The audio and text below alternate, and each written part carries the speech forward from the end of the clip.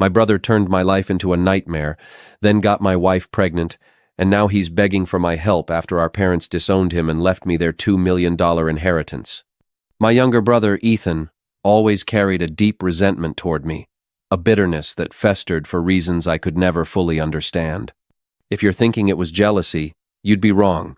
Ethan was the golden child, the one our parents showered with attention, so there was no reason for him to envy me. Growing up in our modest Boston home, our mother doted on Ethan endlessly. He was her pride and joy, the center of her world. She cooked his favorite meals, like hearty clam chowder or perfectly grilled steaks, did his laundry without complaint, and even expected me to help him with his schoolwork, as if it were my duty to ensure his success.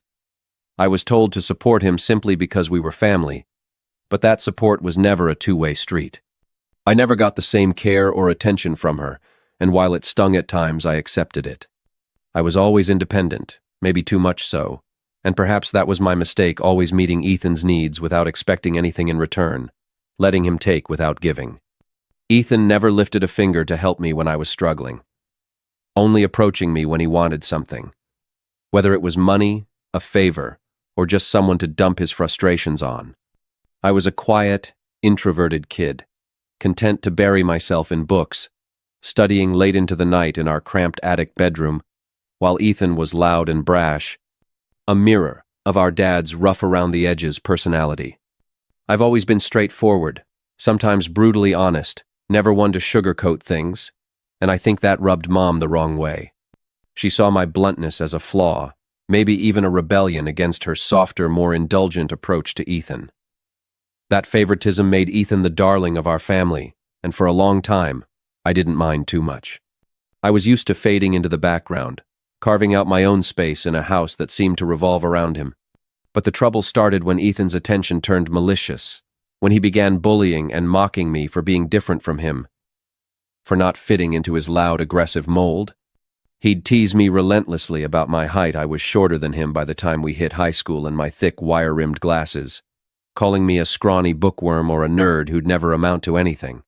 He'd sneak into my room when I wasn't there, rifling through my things, reading my private journal where I poured out my thoughts and insecurities, then running to Mom to complain about what I'd written, twisting my words to make me look like the bad guy. When I'd get upset, shouting at him for invading my privacy, our parents would laugh it off, saying it was just boys being boys, that I was too sensitive, too serious. Ethan's antics escalated beyond mere teasing. He did cruel things, like nearly breaking my glasses by accidentally knocking them off my desk, or slipping disgusting things into my food once. He mixed dirt from the backyard into my mashed potatoes, smirking as I nearly gagged. Another time, he dropped small pebbles into my cereal, but I caught them glinting under the kitchen light before they could crack my teeth. When I told Mom, hoping for some kind of justice, she brushed it off, saying it was just how brothers bond, that I should lighten up and stop making a fuss. Her dismissal cut deep, reinforcing the idea that Ethan could do no wrong in her eyes. Whenever we fought, Ethan had a knack for zeroing in on my deepest insecurities, wielding them like weapons. We went to the same high school in Boston, a sprawling urban campus where I was already a target for a few cruel kids who picked on me for my quiet nature and studious habits. Instead of standing up for me, Ethan joined them, egging them on with names like Ugly Loser or Hairy Monkey, laughing as they shoved me in the hallways or mocked me in the cafeteria, saying I was a failure who'd never fit in. One incident burned itself into my memory. During a petty argument over something so trivial I can't even recall it maybe, who got to use the bathroom first, looked me dead in the eyes and told me to kill myself. I could brush off most of his insults, but that one landed like a punch to the gut. I was already grappling with my mental health, fighting silent battles with anxiety and self-doubt, and to hear my own brother wish me dead was devastating. I carried that pain for years, though I'm in a better place now. Back then, Dad was often away, working long hours at his construction job, and Mom didn't seem to care much. She even scolded me once, saying I'd provoked Ethan by being too sensitive, that I needed to toughen up. Things only got worse as we grew older. In high school, There was a shocking moment when Ethan tried to set my hair on fire during a heated argument in our backyard. He flicked a lighter near my head, laughing as I flinched, the flame grazing my scalp. Unbelievably, Mom defended him, claiming he was just messing around, that boys do stupid things. Who behaves like that? I was furious, humiliated, and scared, but it was Dad who finally stepped in. He saw the gravity of the situation, his face darkening as he realized how far Ethan had gone.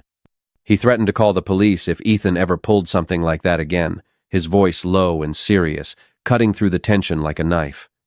That moment was a wake-up call for Ethan, who'd never faced real consequences before. He was visibly stunned, his usual smug confidence replaced by wide-eyed shock. Dad sat him down and made it clear that enough was enough, that Ethan needed to start respecting his older brother or face serious repercussions.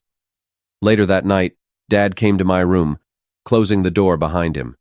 I never expected his support always bonded with Ethan over their shared traits, their loud laughs and roughhousing, so alike in their boisterous energy. But that night, he admitted he'd been wrong to let things slide, hoping Ethan would mature on his own. He was starting to see that Ethan was becoming a bully, not just to me, but in his attitude toward the world. Hearing Dad say that was like a weight lifting off my chest. I felt seen, validated for the first time in years. I nearly broke down, my throat tight with emotion. I poured out everything Ethan had done to me, from the constant taunts to the school bullying I'd endured in silence. Dad was floored, his weathered face creasing with regret as he realized how much I'd been carrying alone. The next day, he marched to the school and spoke to the principal, ensuring the bullies who tormented me were warned of severe consequences, suspension, or worse if they didn't stop.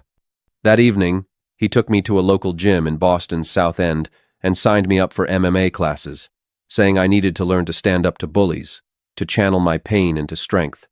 A nerdy kid like me learning to fight might have seemed laughable to anyone who knew me, but I threw myself into it. I was disciplined, balancing schoolwork with daily workouts, and those MMA classes transformed just my body, but my confidence, my sense of self. I wasn't just the scrawny kid anymore. I was someone who could hold his own. One day, Ethan crossed the line again. He stole my pocket money, cash I'd saved from mowing neighbors' lawns and helping Dad on weekends. I'd been stashing it in a tin box under my bed, dreaming of buying a new laptop for school. I caught him sneaking out of my room, the money in his hand, as he headed to meet his friends. I confronted him in the driveway, demanding he give it back, but he just laughed, saying all I could do was run to Dad like a coward. Something snapped inside me. I don't know if it was the years of pent-up anger or the confidence from my training, but I punched him square in the face. He stumbled back, stunned, and fell to the ground. I grabbed my money from his pocket and shoved him down again when he tried to get up. Ethan started crying, loud and dramatic, which was almost comical after all his tough guy antics. Mom rushed out, her face a mix of worry and anger, and when she learned I'd hit him, she scolded me, saying I should be a better role model, that I was older and should know better. Ethan, still sniffling, seemed to relish seeing me in trouble. Mom complained to Dad, insisting I needed to be disciplined for my behavior. Dad sat us both down, his expression grim, and asked for our sides of the story. I explained how Ethan stole the money I'd worked hard for, while Ethan whined that he needed it for a date, that I should help him because we were brothers. Dad didn't buy it. He told Ethan he was lucky I only punched him, because anyone else would have called the police for theft. He said Ethan had no right to take what wasn't his voice firm and unyielding. Ethan threw a tantrum, expecting Mom to back him up, but Dad held his ground. When Ethan realized he wouldn't be punished for being hit, he screamed that he hated me and stormed to his room, slamming the door so hard the walls shook. After that, Ethan started keeping his distance. He'd finally learned he couldn't bully me anymore, and even Dad had stopped enabling his behavior. For the first time in years, I felt like we were on equal footing, like I'd reclaimed some power in our dynamic. He stopped the physical attacks, but the verbal jabs continued when our parents weren't around. As he got older, Ethan's temper worsened, his anger flaring over the smallest things. If I asked him a simple question, he'd ignore me, muttering insults like nerd or loser under his breath as he walked away. If he needed to tell me something, he'd go through Mom instead of talking to me directly. When I asked her why he couldn't just speak to me, she'd sigh and tell me to be more understanding, as if I were the problem. I couldn't tell if it was just teenage hormones or a deeper hatred, but either way, it was exhausting. I started dreaming of moving out, of escaping the constant tension that hung over our house like a storm cloud.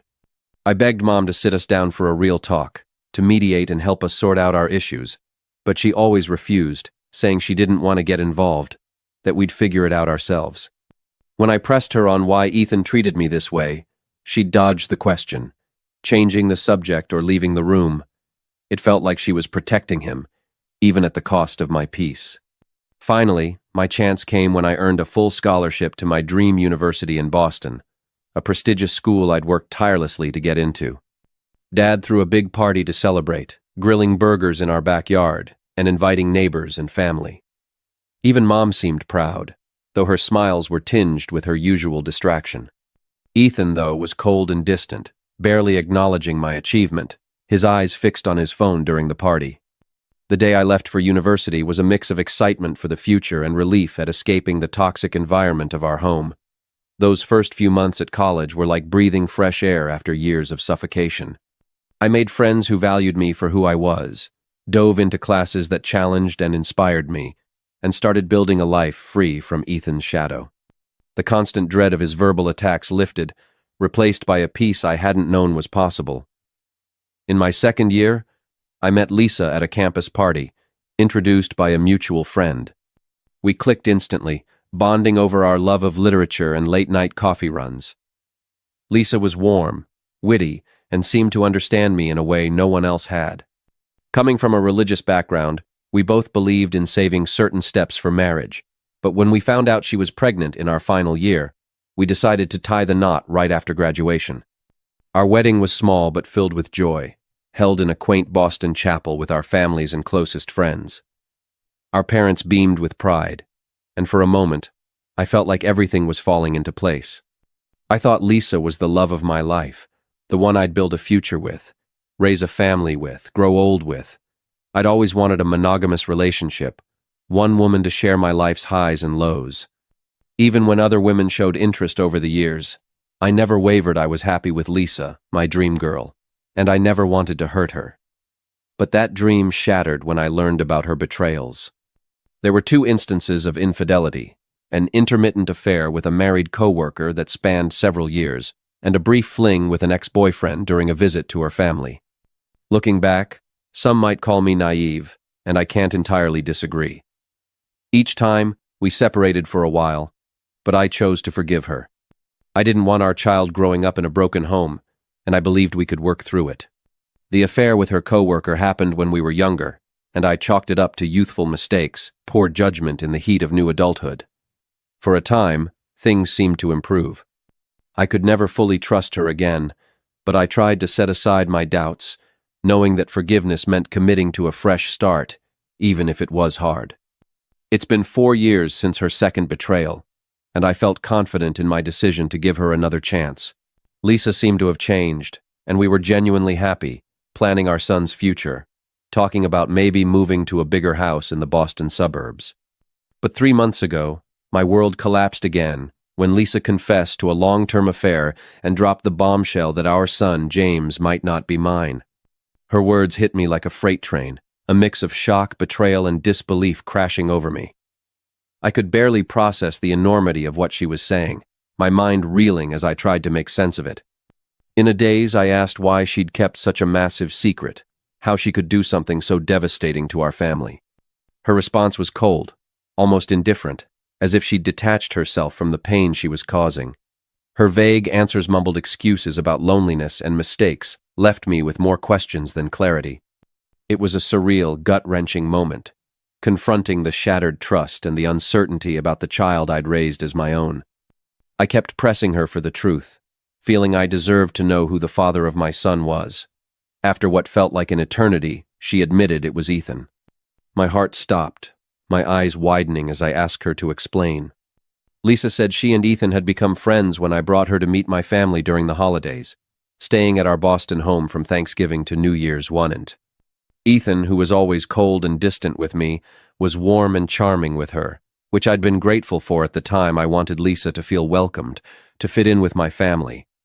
Lisa, eager to be accepted, spent a lot of time with Mom, helping in the kitchen or chatting over coffee.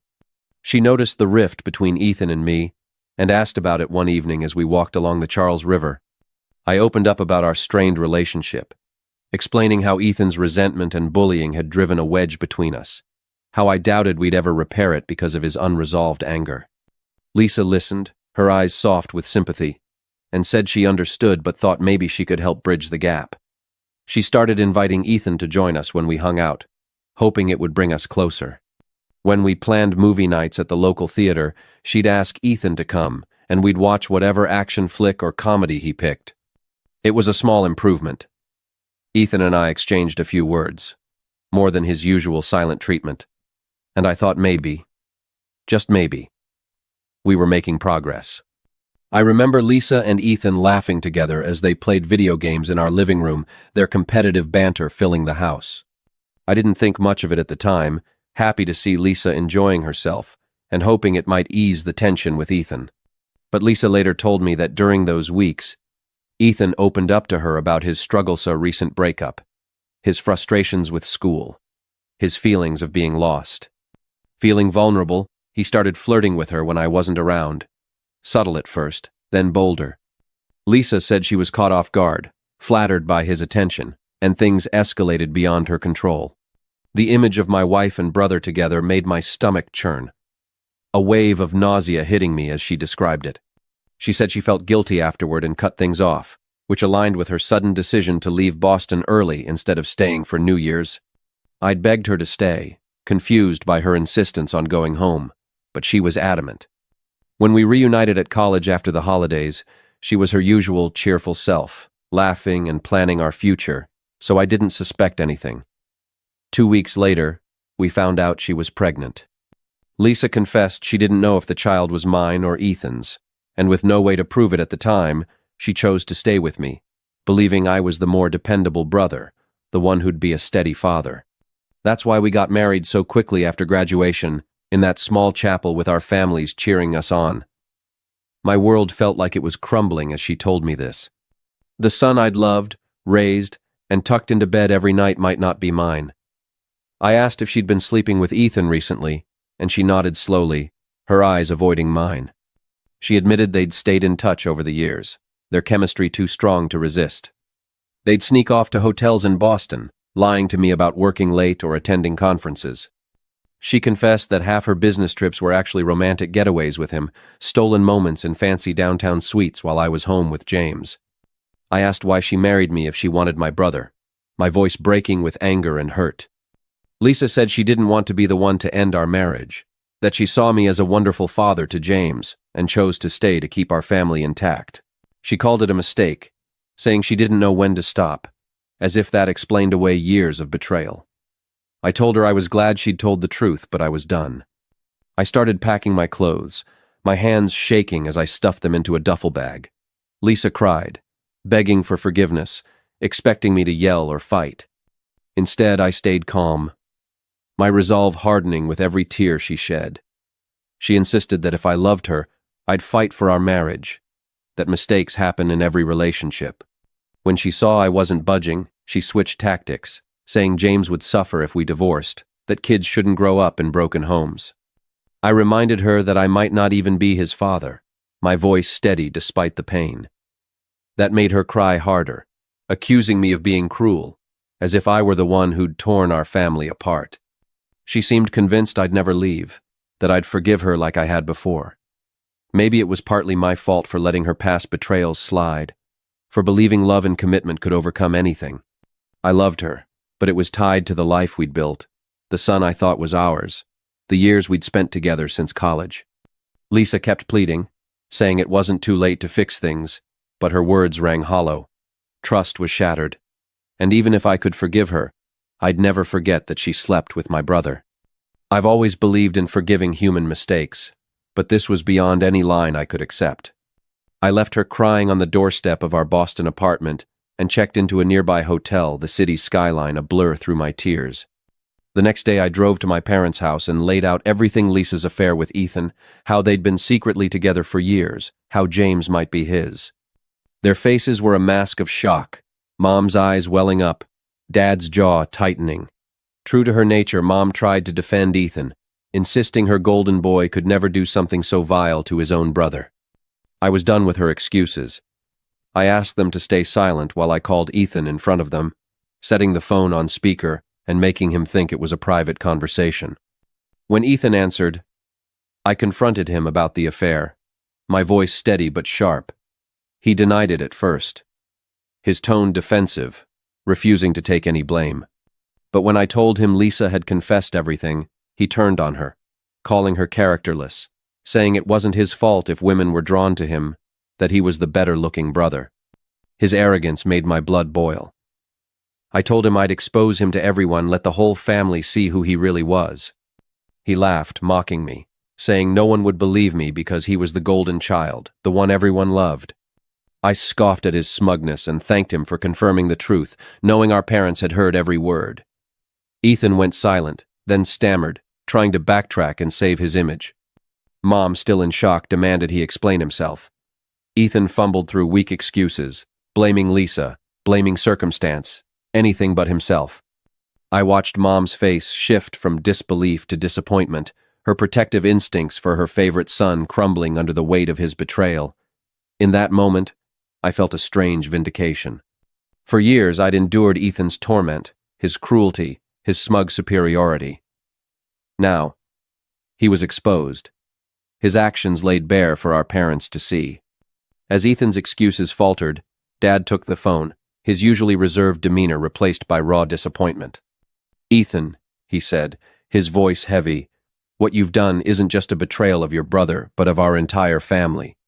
You slept with his wife, continued the affair even after they were married, and showed no remorse. Your actions have consequences, and you've destroyed the trust we had in you. I raised you and Michael to value family, loyalty, and decency, and what you've done spits in the face of everything I tried to teach you. He paused, letting his words sink in, each one a hammer blow to Ethan's conscience. Your disregard for your brother's feelings, your lack of respect for his marriage, it's unacceptable.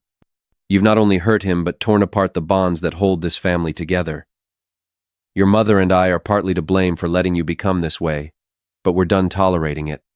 From today, you're cut off from the college funds I set up for you. You'll have to figure out how to pay for university on your own. I'm also stopping all funding for your lifestyle. You think sleeping with married women makes you a man? Let's see how you manage without my money. I stayed calm, though part of me wanted to scream at Ethan, to unleash years of pent-up rage. But watching Dad lay into him was enough. It was the ultimate vindication. I'd exposed Ethan's true nature, and he'd underestimated the consequences of his actions. Mom tried to defend him, her voice trembling, but Dad ended the call abruptly, cutting off Ethan's desperate attempts to justify himself. Afterward, Mom approached me and hugged me, her arms tight around me in a way they hadn't been since I was a kid. It was a moment of unspoken understanding, a rare connection amid the family's turmoil. She apologized for not believing me all those years, for dismissing my pain. My 14-year-old self, the one who'd cried alone after Ethan's cruelties, could never have imagined this moment, this validation, this embrace. Dad helped me find a top divorce lawyer in Boston, someone who'd fight for me. Lisa and her lawyer played dirty, demanding alimony since I earned more, but her affair and the evidence of her betrayal worked heavily in my favor. We ordered a paternity test, and the results confirmed my worst fear. Ethan was James's father. That news hit harder than learning about the affair, a sharp, searing pain that left me reeling. I was furious, heartbroken, that the son I'd loved and raised, the boy I'd taught to ride a bike and read bedtime stories to, wasn't mine. But I resolved to stay strong, to not let this break me. Lisa begged me to keep seeing James, arguing he shouldn't be punished for her mistakes, but I couldn't do it. Every time I looked at him, I saw Ethan's features, Ethan's smirk, and it tore me apart. I hated it, hated him, hated her. After the divorce was finalized, I moved into a small bachelor pad in Boston's Back Bay, a fresh start that felt both liberating and surreal. I'd married young, straight out of college, and had never lived alone. Never had the chance to discover who I was outside of being a husband and father. My independent nature kicked in and I adapted quickly, finding joy in the quiet of my own space, the freedom to live on my terms. 2 weeks ago, Dad called to tell me he was considering changing his will to leave nothing to Ethan. Dad's a stubborn man, and once he made up his mind to cut Ethan out, he didn't waver. Ethan tried reaching out to our parents, even showing up at their doorstep in Boston, begging for forgiveness, tears streaming down his face. But they refused to let him in, shutting the door on the son they'd once adored. Even Mom, who'd always caved to Ethan's tantrums, seemed done with him, though I could tell it broke her heart. Ethan never texted me to apologize, never showed a shred of remorse for what he'd done, only upset that he'd been cut off from the family's support. Dad told me he planned to leave everything to me, his savings, his retirement fund, his life insurance, all totaling nearly $2 million, censuring Ethan couldn't contest it later. He'd leave Ethan just $1, a symbolic gesture of his disappointment. The only condition was that if Dad passed before Mom, she could continue living in their Boston home, though ownership would transfer to me. I was fine with that, wanting to ensure Mom was cared for in her later years, despite our rocky past. Somehow, Ethan found out about the will, likely through Mom's loose lips, and, unable to reach our parents, he called me yesterday, his voice dripping with false sincerity. He said he was struggling to pay for college, that Lisa was hounding him for child support after the paternity test confirmed he was James's father. He said he had no money, was scrambling for part-time jobs, and couldn't find anything stable. He begged me to talk to our parents, to help him get a fresh start, claiming he'd changed. I laughed in his face, a cold, bitter sound, and told him I was done with him.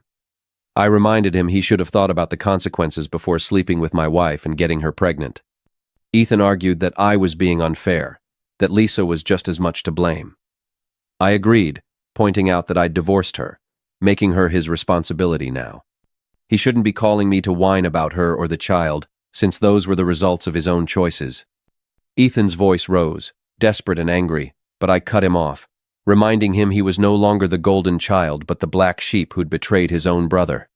He started crying, saying everyone, our grandparents, our aunts and uncles, our cousin Shad, turned against him. That was true, but it wasn't my problem anymore. I told him we were done, that he should never contact me again, that I no longer considered him my brother. I hung up, the silence that followed heavy but final. Since that call, I've replayed our conversation in my mind, over and over. Despite the hatred I feel for Ethan, the years of pain he caused, I'd never heard him cry like that, not since we were kids fighting over toys. I won't let stirred something in me, a flicker of pity for the brother who'd fallen so far. It hurt to hear him so helpless, but I pushed it down, reminding myself of everything he'd done. So, I'm left wondering if I should talk to our parents about him, try to mend some kind of bridge, or if I'd be wrong to wash my hands of him entirely. Update 1. A lot of you have asked why I'm no longer in contact with my son James, and some have called me cruel for it. I need to explain that I'm not comfortable raising another man's child, especially not my brother's. This isn't a stepson situation. I was led to believe James was my son for years, only to find out he's Ethan's. That betrayal cut deeper than anything, and I grieved for days, mourning the bond I thought we had. The main reason I can't see James is that I want Lisa out of my life for good. If I stay connected to her child, she'll find a way to worm her way back in, and I need to protect my peace. You might think I'm selfish or cold, but I can't face him, not now, maybe not ever. Update 2. Many of you guessed correctly that it was Mom who told Ethan about Dad changing his will, which is why he called me as a last-ditch effort to fix things. I confronted her in front of Dad, and she broke down, sobbing that I'd punished Ethan enough, that he'd learned his lesson. Dad shut her down hard, saying that if she thought what Ethan did was forgivable, he couldn't stay married to her, that he'd never forgive such a betrayal. That stopped her cold. Dad made it clear that if she ever contacted Ethan again and we found out, she could pack her bags and leave. Dad's stubborn as a mule, and he meant every word. I hope Mom learns from this and lets go of her need to protect Ethan. Update 3. It's been 5 months since my last update, and things have settled into a new normal. My relationship with my parents has grown stronger. Dad and I go fishing every weekend along the Boston Harbor, casting lines and talking about life, more like buddies than father and son. Mom misses Ethan. I can see it in her eyes, but she's respected Dad's ultimatum and hasn't reached out to him.